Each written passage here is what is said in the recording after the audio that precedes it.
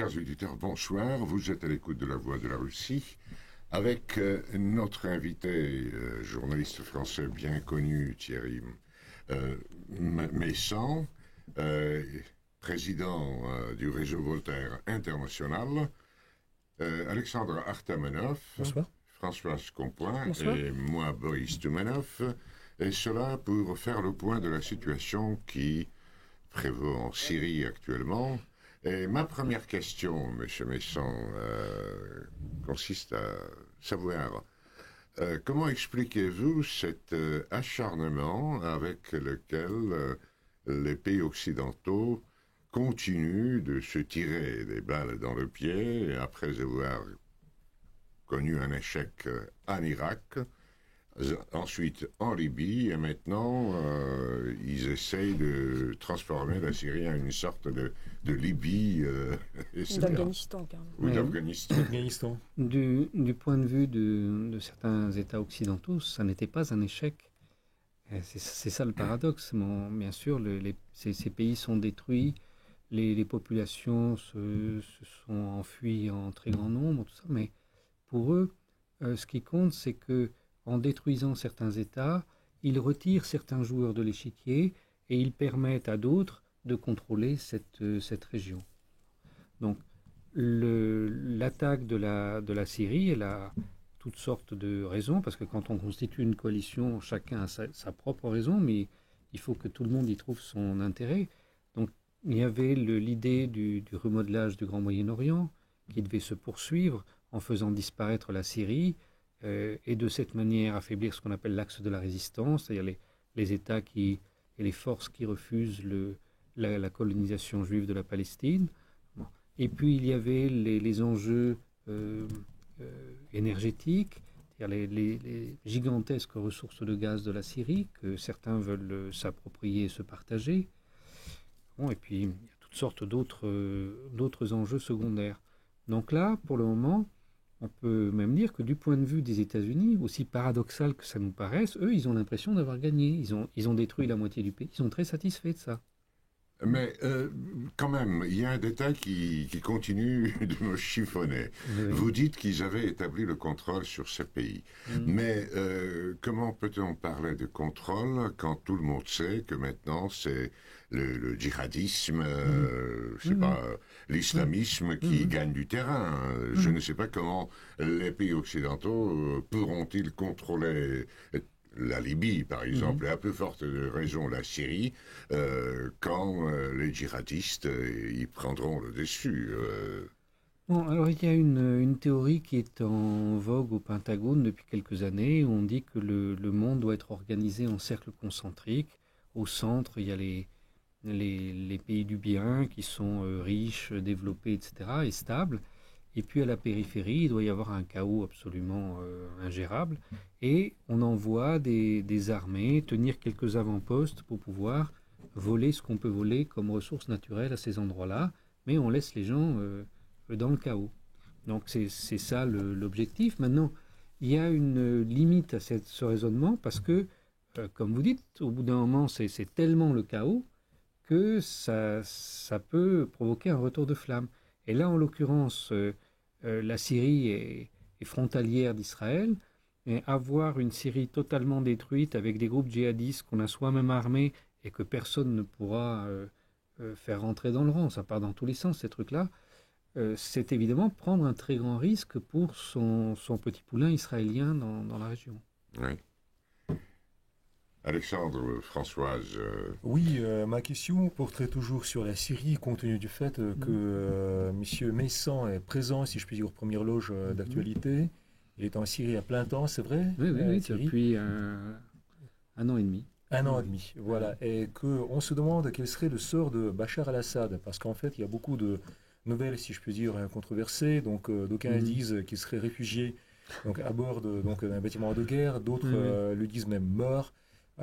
Donc ça va crescendo, mais finalement ce qu'on se demande, sans vraiment donc se noyer dans les détails inutiles, quelle serait la stratégie de Bachar al-Assad? Serait-ce la guerre d'usure qu'il entendrait mener donc avec l'opposition, ou aurait-il une idée derrière la tête, d'après vous?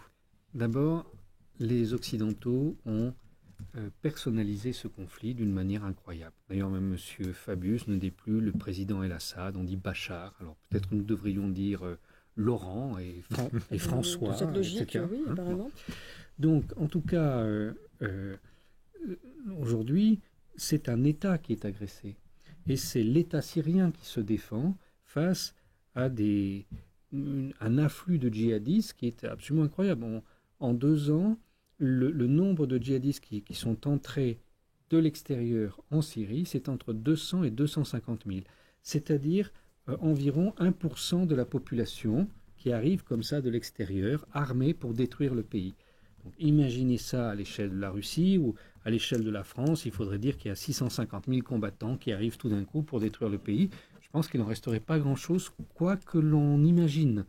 Personne ne peut faire face à des choses pareilles. Bon, donc cet État résiste, il résiste très très bien parce que c'est un État fort et il y avait très peu d'États forts dans cette région. C'était d'ailleurs une des raisons pour laquelle on veut le détruire, justement parce qu'il était capable de résister en termes de politique générale dans cette région. L'armée syrienne est très peu investie dans les combats puisque c'est entre un cinquième et un quart de l'armée syrienne qui assure actuellement la lutte contre ces djihadistes, puisque l'essentiel de l'armée reste en position pour protéger le pays face à une attaque conventionnelle, qu'il s'agisse de l'OTAN ou qu'il s'agisse d'Israël. D'accord. Donc moi je pense que cette guerre, si vous voulez, elle peut durer encore des décennies si on continue à amener de l'extérieur des combattants. Maintenant, si on arrête d'amener des combattants, dans un mois c'est fini. Donc ça prendrait un peu les allures des croisades, parce qu'en fait, si ça dure des décennies... L'État serait tellement saigné que Bachar el-Assad n'a pas la force de résister. En fait. Ça dure des décennies comme ça. Non. On a une image à l'extérieur où on pense que, parce qu'on nous a raconté le printemps arabe et blablabla, on pense qu'il y a eu une révolution dans ce pays, que les gens sont contre le gouvernement. Alors, je ne vais pas vous dire que les gens adorent tous ce gouvernement. Dans tous les pays du monde, il y a des gens qui soutiennent et qui sont opposés à ce gouvernement. Mais ce n'est pas de ça dont on parle. On parle d'une attaque contre le pays, contre l'État. Et là, il y a un réflexe d'union nationale, que vous soyez pour ou contre Bachar el-Assad, vous vous mettez en ordre de bataille pour défendre votre pays. Bon, bien sûr, il y a quelques collaborateurs avec les forces extérieures qui agissent. Et ça aussi, dans tous les pays du monde, quand il y a une guerre, il y a quelques collaborateurs. Même ici, en Russie, pendant la Deuxième Guerre mondiale, il y a eu des collaborateurs avec les nazis. Mais personne n'a été raconté que la guerre mondiale était une guerre civile. Enfin, c'est grotesque. C'est grotesque. Genre de Vlasov, mais la côte de Merci, monsieur Maisson. Chers auditeurs, je vous rappelle que vous êtes à l'écoute de La Voix de la Russie avec journaliste français bien connu Thierry Maisson, Alexandre Artamonov, Françoise Compoint et moi, Boris Toumanov. Nous continuons notre discussion sur ce qui se passe non seulement en Syrie, mais au Moyen-Orient et plus loin dans le monde islamique en général. François, je voulais juste avoir une précision, savoir si la cote de popularité de Bachar el-Assad est toujours à la hauteur, est-ce qu'elle a baissé, est-ce qu'elle a remonté, est-ce qu'elle est au beau fixe? Alors, il y a eu des changements selon les périodes. Il faut se souvenir qu'avant la guerre, Bachar el-Assad était le leader arabe le plus populaire. Et il n'y a aucun doute là-dessus, il était le seul chef d'État arabe à pouvoir se promener dans la rue sans aucun garde du corps et à être soutenu par sa population. Il n'y en avait pas d'autres comme lui. Donc, quand on nous raconte que c'est un terrible tyran, c'est simplement ridicule, grotesque, sans aucune base de dire une chose pareille. Mais au début de l'attaque, les gens évidemment se sont demandé quelle tournure ça allait prendre. Et vous vous souvenez qu'au début, on pensait que l'OTAN serait en mesure de bombarder le pays comme ça avait été fait en Libye. Donc là, personne ne peut résister, évidemment, face à une armade pareille.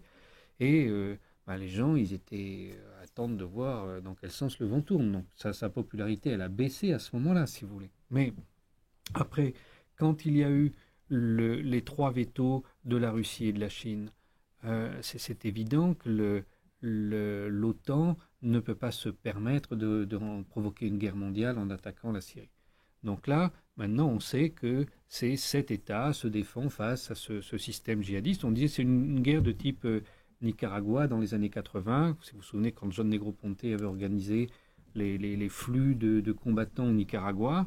Et ça avait duré 8 ans au Nicaragua.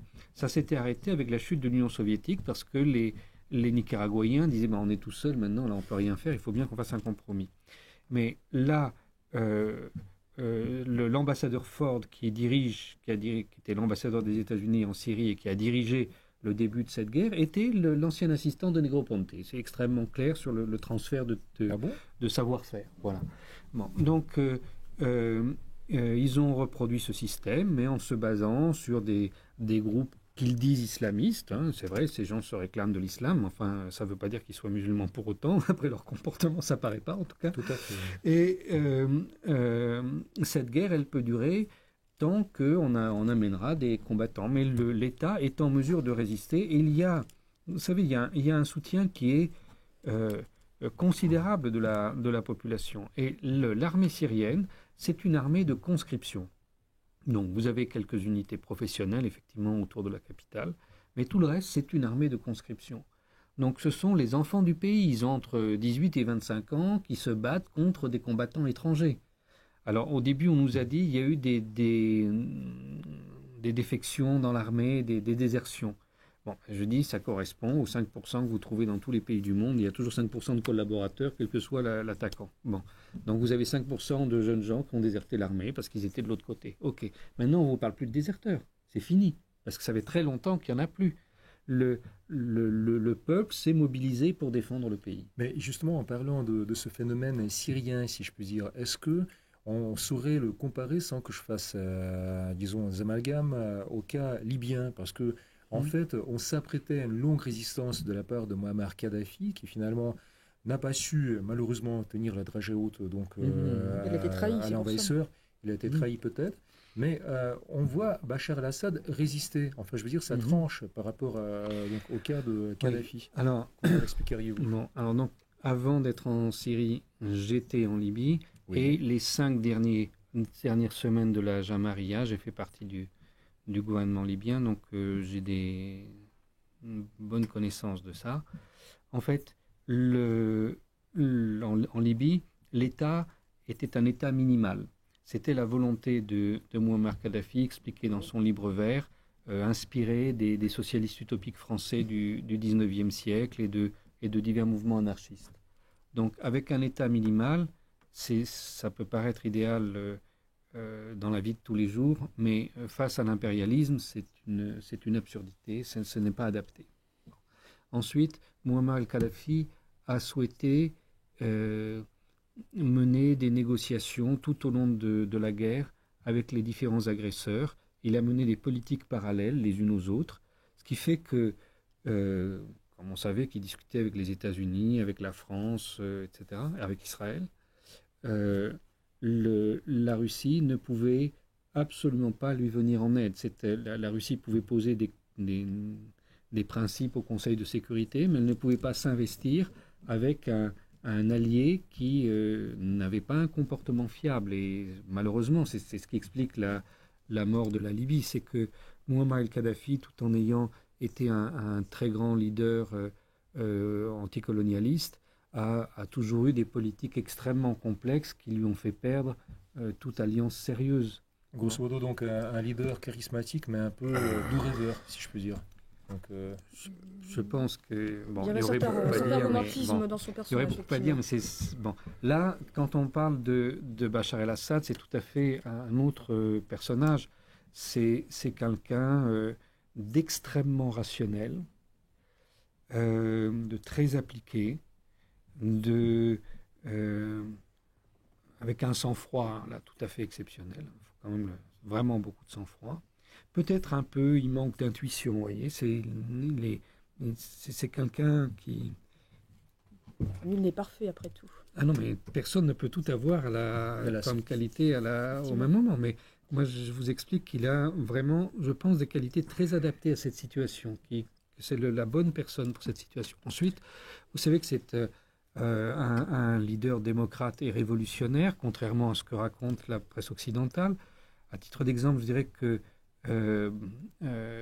Hugo Chavez disait toujours que son modèle en politique, c'était Fidel Castro, mais que le dirigeant le chef d'État avec lequel il avait le plus d'affinité et qu'il considérait comme le véritable continuateur de son œuvre, c'était Bachar el-Assad.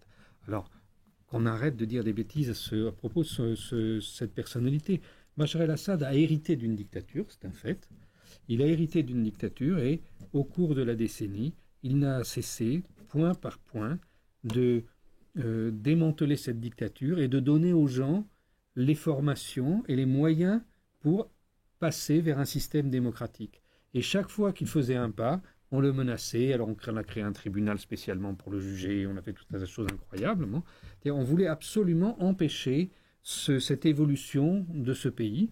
Et cette guerre, évidemment, paralyse aujourd'hui cette évolution. Et pourtant, elle continue, puisque Bachar el-Assad a été capable de mener des réformes constitutionnelles, de procéder à divers scrutins, malgré l'attaque extérieure. Merci. Chers auditeurs, je vous rappelle que vous êtes à l'écoute de La Voix de la Russie avec notre invité Thierry Meyssan et Alexandre Artamanov, François Campoin et moi, Boris Tumanov. Donc, continuons donc notre discussion sur les problèmes non seulement syriens, mais, comme je viens de le dire, du Moyen-Orient et du monde musulman, peut-être. Seriez-vous d'accord avec moi, M. Meyssan, si je supposais que le point faible de M. Kadhafi a été surtout le caractère tribal de la société libyenne Vous savez, c'était par rapport à la Syrie, je veux dire. C'est deux types de sociétés vraiment différentes et c'est très important de le noter parce que les Occidentaux croient que on a une recette qui marche un jour, on fait copier-coller, ça va marcher tout le temps. Non, chaque pays a ses spécificités et son peuple a des moyens différents de réagir. Donc en Libye, c'était une société tribale et Muammar el-Kadhafi était la seule personnalité capable d'unir ces tribus. C'est pour ça qu'on a voulu le tuer de cette manière, parce que il faudra une ou deux générations avant d'avoir un leader qui ait la légitimité auprès de l'ensemble des tribus comme il l'avait. Mais Muammar el-Kadhafi a toujours eu un rapport assez particulier à la politique, parce qu'il pensait toujours qu'il y avait des solutions miracles à divers problèmes, qu'on pouvait s'en sortir avec de l'argent, qu'on pouvait s'en sortir par des compromis sous la table. Moi, je l'ai beaucoup critiqué sur ses relations avec Israël. On a dit que c'était un tyran. Malgré mes critiques, il a accepté de me confier des responsabilités. Donc je pense que ce n'est pas exactement le genre de personnage, là encore, que l'Occident a voulu fabriquer. Hein. Mais c'était quelqu'un qui avait une dimension irrationnelle. Et donc je pense que c'est ça qui a rendu impossible de dresser les alliances nécessaires pour défendre son pays. Est-ce que je peux me permettre une question un petit peu plus ciblée, un petit peu plus locale ? Est-ce qu'on relève beaucoup d'actes de violence contre les communautés chrétiennes en Syrie, ou alors est-ce que les rebelles de l'ASL ont d'autres chats à fouetter ? Les communautés chrétiennes sont des objectifs à détruire, c'est très clair. Et ceci était prévu dès avant le lancement de cette opération, puisque la France avait commencé à mettre en place à l'avance un dispositif pour l'évacuation des chrétiens de Syrie et donc la manière de les recevoir en France et dans l'Union européenne.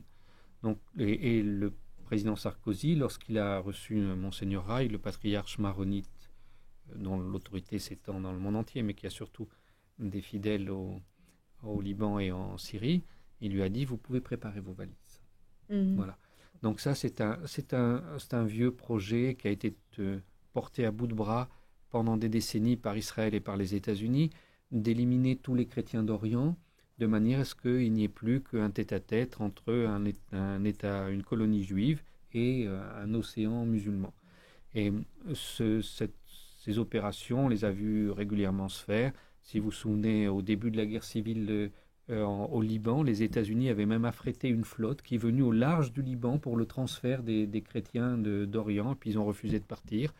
Et puis là, donc maintenant, on voit ces attaques systématiques. Donc ça se passe toujours de la même manière. Hein. Il y a des djihadistes qui rentrent dans une petite ville où il y a une population chrétienne. Ils annoncent tout de suite que les gens ont une semaine pour évacuer, et sans ça, ceux qui resteront seront tués en public dans des circonstances particulièrement terribles. Et c'est ce qu'ils font. Donc tout le monde sait que c'est sérieux, ce n'est pas des menaces en l'air. Donc par exemple sur la zone côtière, on sait que plus de 80 000 chrétiens ont été forcés de partir, de tout abandonner, leurs biens, le tout. Hein. Et ceux qui sont restés ont été torturés et mis à mort en public. Les églises sont systématiquement désacralisées et utilisées pour entreposer les armes de manière à montrer le nouveau régime qui s'installe. Il y a une dictature de type saoudienne en fait, hein. Sinon talibane d'ailleurs. En parlant des églises, c'est un peu ce que faisaient les bolcheviks à l'époque, lorsqu'ils rangeaient les munitions, les armes, et donc utilisaient les églises. Donc, oui, processus de désacralisation, ce que dit en fait. Monsieur Messon, je viens d'apprendre, disons avec satisfaction, que la majorité des membres de l'Union européenne a refusé à la France et à la Grande-Bretagne leur intention d'envoyer des armes en Syrie. Il y a une prise de conscience, c'est pour ça. Oui, mais finalement c'était un acte de folie. Enfin, si c'était... Alors, vous savez qu'il y a une dimension de cette affaire dont on ne parle pas. Moi, je trouve ça très très étonnant. Le fait d'annoncer qu'on envoie des armes à des groupes djihadistes qui viennent tenter de détruire un pays et de renverser ses autorités légales et légitimes. Eh bien, ça, en droit international, c'est un crime. Bon. Alors, c'est article 2 de la Charte des Nations Unies. Vous avez après tous les textes de l'Assemblée Générale développant cette question-là. Il y en a une ribambelle. Et d'ores et déjà, plusieurs personnalités, alors Monsieur Hollande, Monsieur Fabius en premier lieu, sont passibles des tribunaux internationaux. Non. Alors ils ont pour eux évidemment que on n'imagine pas que la Cour pénale internationale va appliquer à des Européens le droit qu'elle impose aux autres. Hein. Ça, on n'est pas naïf. Mais s'ils étaient jugés comme on juge un dirigeant africain, ils seraient aujourd'hui emprisonnés à La Haye. Voilà. Et la Syrie peut de toute manière, si on n'a pas confiance dans la Cour pénale internationale, la Syrie peut aller devant la Cour internationale de justice, une autre juridiction placée à La Haye, qui est une juridiction entre États membres des Nations Unies. Et là, s'il y a une plainte de la Syrie, ce qui pourrait arriver, il y aurait dans les 3 à 4 ans suivants, de manière certaine, la condamnation de la France. Je dis de manière certaine parce qu'il y a un précédent qui était l'affaire Nicaragua contre États-Unis, et le petit Nicaragua a fait condamner les gros États-Unis. Hein. Donc là, c'est d'ailleurs la raison pour laquelle, aujourd'hui, les États-Unis ne veulent pas faire ce sale travail, mais savent confier le sale travail à des imbéciles qu'on met en première ligne et qui acceptent de jouer ce rôle, sachant qu'à un moment donné, ça va se retourner contre eux. Crime contre l'humanité, en quelque sorte. Oui, il ne nous reste pas qualifié beaucoup comme de tel. temps. Alors, une dernière question, très brève. Oui, la question sur les États-Unis, justement, parce que le rôle des États-Unis au Proche-Orient est de plus en plus connu, se fait connaître en France. Il y a par exemple Alain Chouet, donc ancien de la DGSE, qui le fait valoir dans son livre. Donc vous l'avez fait aussi donc à maintes reprises. Alors peut-on dire qu'ils sont en train d'attiser le feu qui peut se retourner contre l'Europe si cela continue à ce train-là? Alors, d'abord, constatez que la France est candidate pour être aussi haïe que les États-Unis sous George Bush. Hein.